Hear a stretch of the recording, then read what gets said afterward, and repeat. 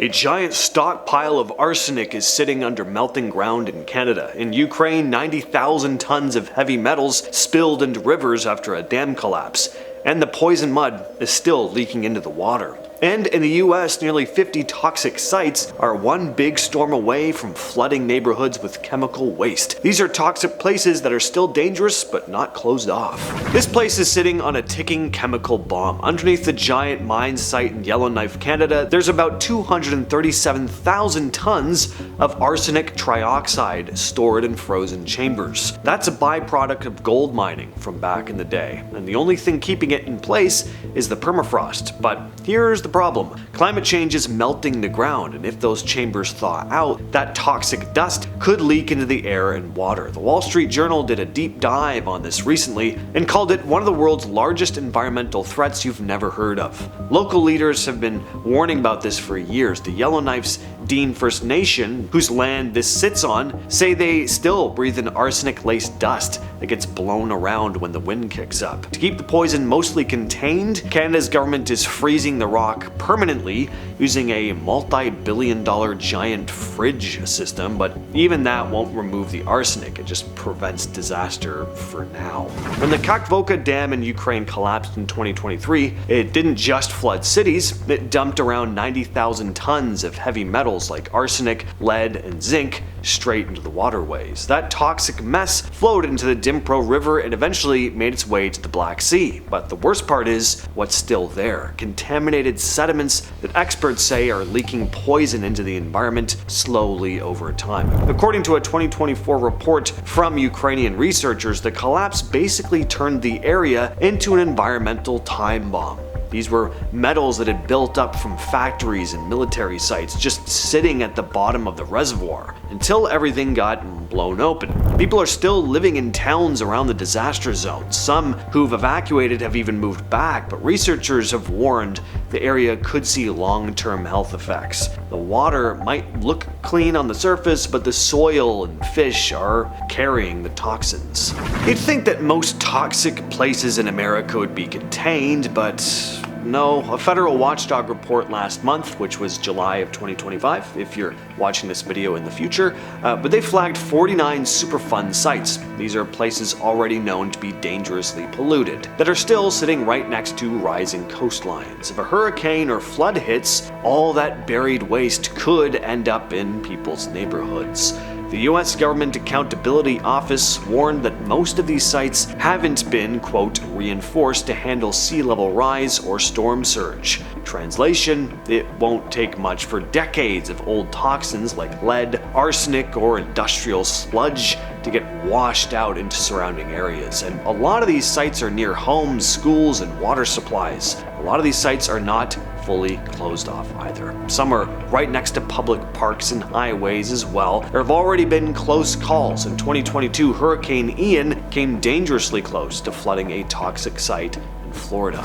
This one's been called the most contaminated nuclear site in the US, and somehow it's still an active workplace. The Hanford Site in Washington State was part of the Manhattan Project. It helped build the first nukes back in the 40s, and since then, it's been leaking radioactive waste into the ground for decades. There's 56 million gallons of it sitting in underground tanks, and some of those tanks are cracking and oozing. There's a massive cleanup project underway that's supposed to last until at least 2069, but in the meantime, thousands of workers are still going in and out of the site every day. According to Business Insider, even though the most dangerous areas are restricted, the groundwater and soil are still radioactive in a bunch of different zones, and vapor leaks have been a big issue. Alright, so everyone's heard of Chernobyl, but what most people don't realize is that it's not totally abandoned. After the 1986 meltdown, the area around the reactor was sealed off and turned into a restricted exclusion zone. But as of now, around 197 elderly residents, nicknamed Semosli, still live inside the zone, and about 3,000 workers come in daily to monitor radiation and maintain structures. Radiation levels vary a lot depending on where you are, but some spots are still way above what's safe. In some areas, just walking off the path could expose you to hot particles that can get stuck in your lungs.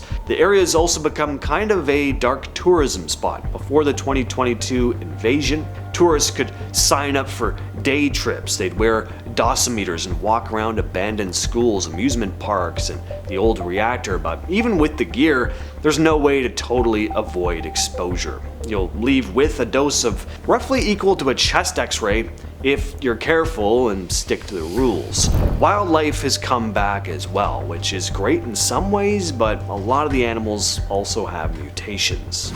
This place is like the real-life Silent Hill. Centralia used to be a small mining town in Pennsylvania, but in 1962 someone lit a trash fire near an open coal seam and it accidentally set the entire underground mine on fire. And that fire is still burning to this day, over 60 years later. Government reports estimate it could keep burning for another 250 as well. As the fire spread underground, the ground above started cracking open. In the 80s, a young kid named Todd Domboski actually fell into a hole that opened up in his backyard. It was filled with carbon monoxide. Luckily, he did survive, but that's when people really started realizing how dangerous things had gotten. The government bought most of the homes and relocated nearly everyone, but a few residents refused to leave. They've stayed behind, surrounded by sinkholes and toxic gas leaks. You can still visit parts of the area. Route 61, also called Graffiti Highway, used to be a hotspot for urban explorers before it was covered up in 2020.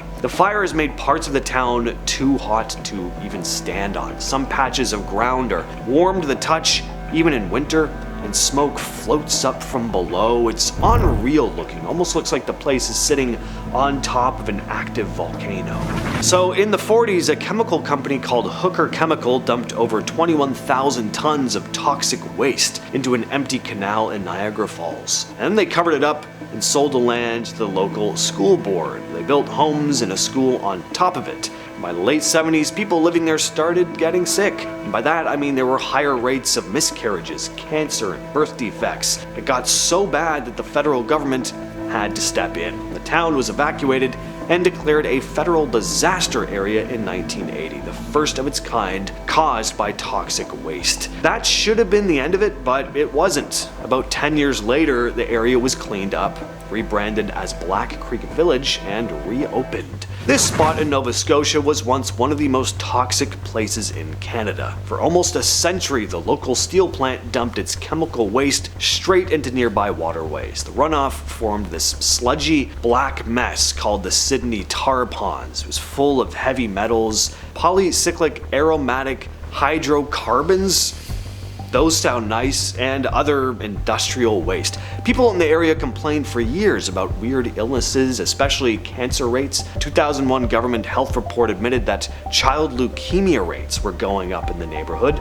bordering the ponds. It took years for officials to take it seriously, but eventually, in the early 2000s, they launched a $400 million cleanup project. They capped the sludge and turned the area into a public park. It's now called Open Hearth Park, but even still, a lot of people aren't buying it. Some think the contamination went deeper than the government admitted. If you ever drive through the mountains near Vail, Colorado, you might spot this creepy abandoned town on a cliffside. It's called Gilman. It used to be a mining town in the early 1900s, packed with people pulling zinc, lead, and silver out of the hills. But by the 80s, the Environmental Protection Agency showed up and were like, yeah, this place is done. Turns out years of unfiltered mining had left massive amounts of toxic waste buried all over the site, including arsenic, cadmium, and sulfuric acid. The whole town was evacuated in 1984, but it was never totally locked down. There's no full security fence, people still sneak in, and because it's sitting up on a cliff, erosion has made parts of it dangerously unstable. This neighborhood in Argentina literally translates to Flammable Village, and yes, it's exactly as bad as it sounds. Villa Inflamable sits right next to this massive dock sud petrochemical complex where oil refineries, chemical plants, and shipping containers all sit on the shoreline. The air is full of benzene, chromium, lead, sulfur, and who knows what else. And people live there. Kids go to school, families cook dinner. All the while, there's a constant threat of chemical leaks, fires, and explosions. Argentina's own environmental agency found lead in the blood of nearly 50% of tested children in the area, and just have nowhere else to go. And while the government has promised relocation plans for years, almost nothing has happened. It's been labeled a sacrifice zone, which basically means everyone knows it's toxic, and that's probably not gonna change. I've been your host, James. I'll catch you, yes, you specifically, in the next video.